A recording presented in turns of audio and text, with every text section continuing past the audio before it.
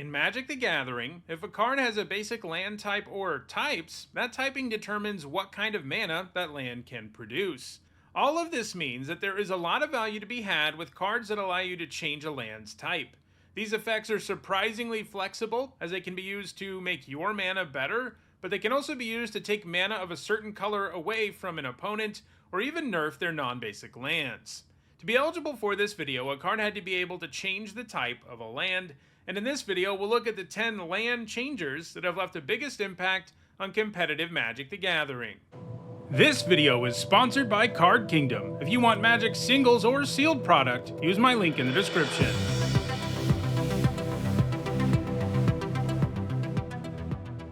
Before we get started, here's a quick reminder on how I rank cards in these videos. A first tier top 8 is worth 2 points, this includes events like Pro Tours, and a second tier top 8 is worth 1 point. This includes events like regional championships. At number 10, I've got Nylea's Presence. For 1 generic and a green, it's an enchantment aura with enchant land. When it enters the battlefield, you draw a card, and the enchanted land is every basic land type in addition to its other types. As I mentioned in the intro, sometimes land changing effects are used to fix your mana, and that's most frequently what green land changers do, and it's certainly what Nylea's Presence does, as it makes your land capable of tapping for any color of mana. That's pretty nice, especially when you get to draw a card. While it saw some play in Standard, the majority of its success came in Pioneer, where it was regularly featured in enigmatic incarnation decks. This is an enchantment that lets you sacrifice an enchantment at the beginning of your instep, and if you do, you search up a creature card with mana value equal to 1 plus the sacrifice enchantment's mana value, and put that card onto the battlefield.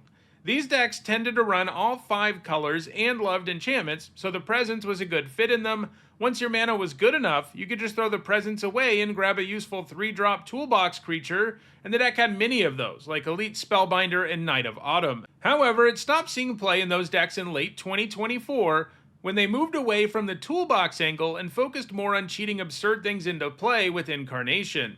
This was best accomplished with the Duskmourn Overlords, who you could put into play with the Impending mechanic, in spite of their high mana value, and then you could sacrifice them to Incarnation to cheat way scarier things into play. One of these Overlords, Overlord of the Hauntwoods, even offers fixing that is comparable to what Nylea's Presence does. While the Presence has seen sporadic play in Pauper and Legacy 2, right now it doesn't really have a home in any format and may lose its position on this list in the future.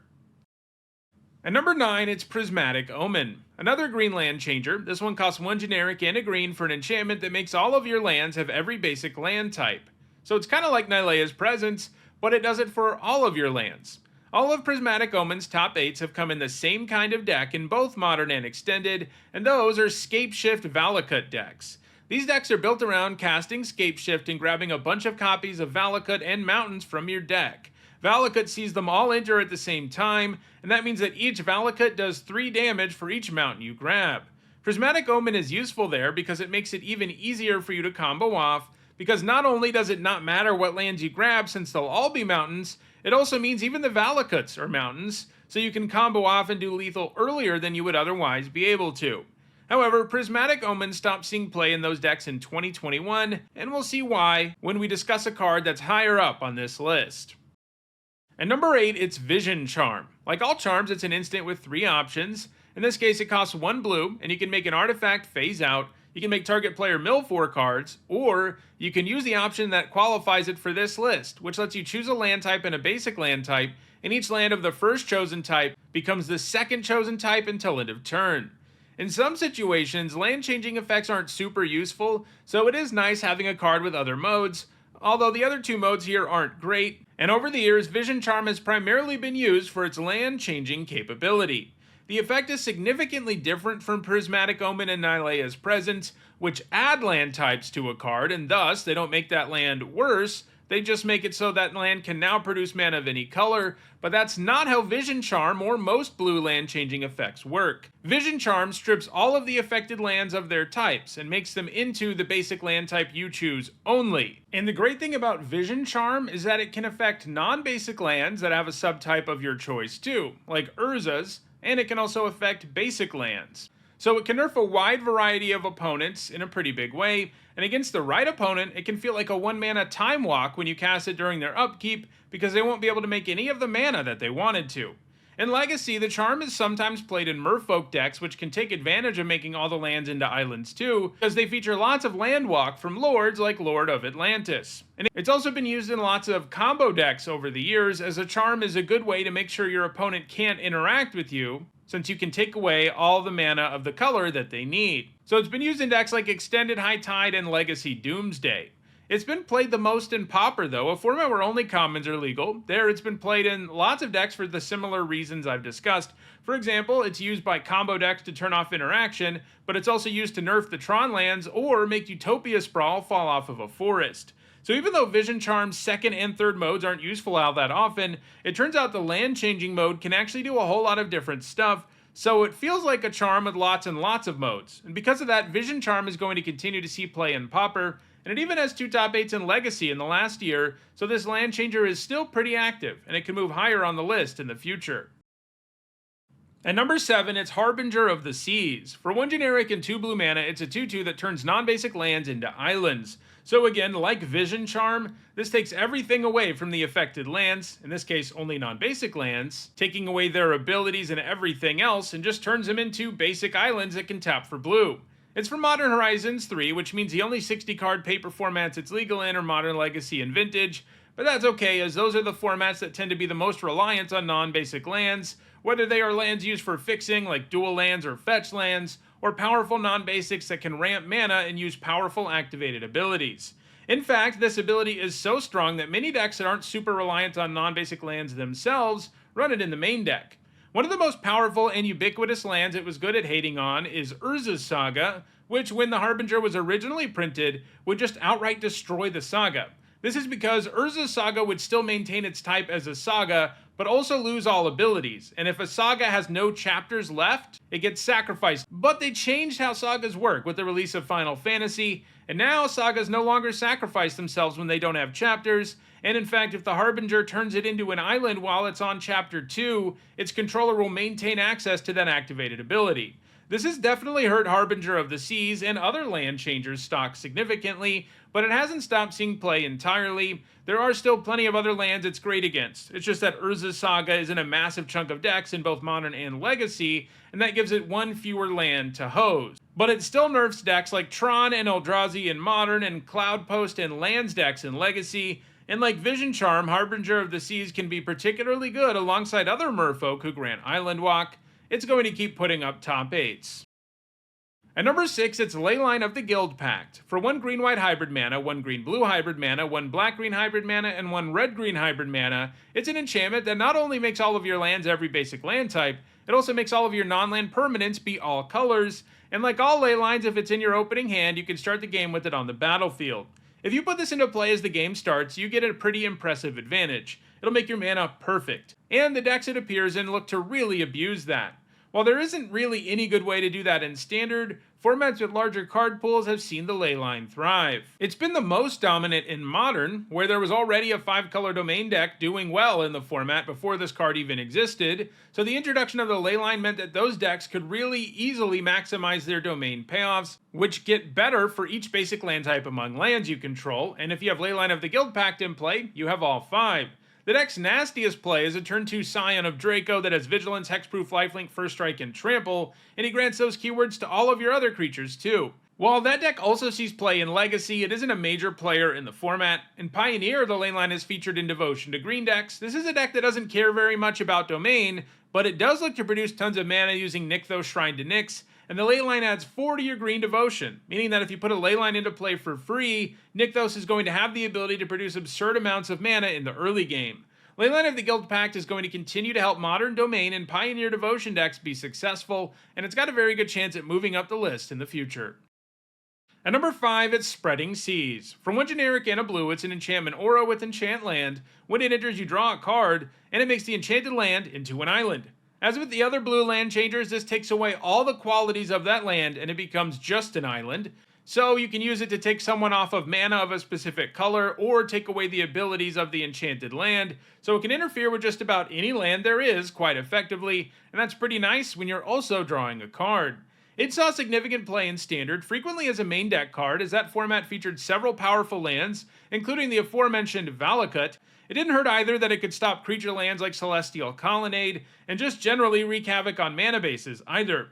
It was also frequently played in Extended for similar reasons, but non-rotating formats are where it's had the most success, since, as I mentioned earlier, those are the formats with the most powerful lands, and there are plenty of good ones that Spreading Seas shuts down. Like Harbinger of the Seas, it used to be able to destroy Urza's Saga but can't anymore, and this has certainly weakened the card, but it still has plenty of uses, especially in Merfolk decks. Although, since it got nerfed, Spreading Seas has stopped seeing play in Vintage, but it's still a useful card in Modern, and it's going to continue to put up top 8s.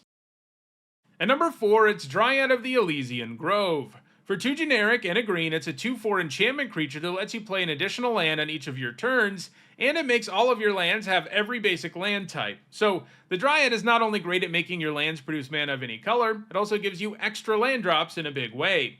Unsurprising, its points have all come in ramp decks. In Standard, it was played in some versions of Omnath Ramp. It was a nice fit there because it made it easier to cast the 4-colored Omnath, and because it let you trigger landfall multiple times a turn. It's been the most successful though in Modern, where it's been used in Valakut decks, largely replacing Prismatic Omen ever since it was printed, since it has the same effect on your lands, but it also accelerates your mana.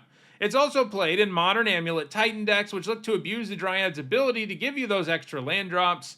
These decks use Amulet of Vigor alongside the Ravnica bounce lands. With Amulet in play, the bounce lands untap before returning to your hand, which means you can tap them for mana first, and the Dryad lets you play the same bounce land twice in a single turn, which gives you a total of 4 mana. It's also seen play in Legacy land decks, which often used Valakut. Dryad of the Elysian Grove is still highly active in Modern, but the cards in front of it not only have big leads, they're also still putting up top 8s, so number 4 is probably the best Dryad of Elysian Grove can ever do. At number 3, it's Yavimaya, Cradle of Growth. It's a legendary land that makes each land into a forest, in addition to its other land types. So this effect is symmetrical, and makes it so everyone can tap any of their lands for green mana. While that might sound like a small thing, it really isn't. It helps make your mana a lot better if you're running non-basic lands that normally can't produce green, and as we're about to see, there are other ways to take advantage of an effect like this, especially when you don't have to spend any mana on it. Yavimaya, Cradle of Growth is from Modern Horizons 2, and that means the only 60 card formats it's legal in are Modern, Legacy, and Vintage, and it sees play in all 3, including fairly heavy play in both Modern and Legacy. In Modern, it sees play in decks highly reliant on non-basics that normally can't produce anything but colorless mana, like Tron or Eldrazi decks, since those decks still often like to be able to cast green cards like Ancient Stirrings. There are also some Modern decks that combine Yavimaya with cards that specifically care about forests, like Arbor Elf and Utopia Sprawl, both of which get way better when all of your lands are forests. In Legacy, it's typically played in lands decks, which are loaded up with lots of non-basics, and the Cradle is particularly good alongside the land that is also the deck's win condition, Dark Depths. These decks look to use Thespian Stage to copy Dark Depths, and when that happens, the new copy of Dark Depths realizes it has no counters, gets sacrificed, and gives you a 20/20.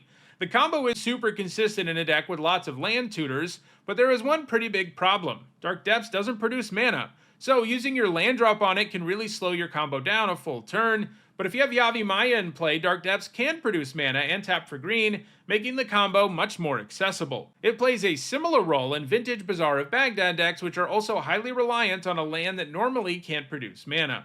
The cost of running Yavimaya is very low since it's a land that can produce green mana all on its own, something many decks are happy to have, but there's a surprising amount of upside to be had by running a land like this, and that means it's going to continue to put up top 8s going forward. Yavimaya might be a Cradle of Growth, but I'm also interested in some growth for my subscriber count. I'm trying to reach 100,000 subscribers by the end of the year, and we're getting closer and closer, and I'd really appreciate your help in assisting me to meet my goal.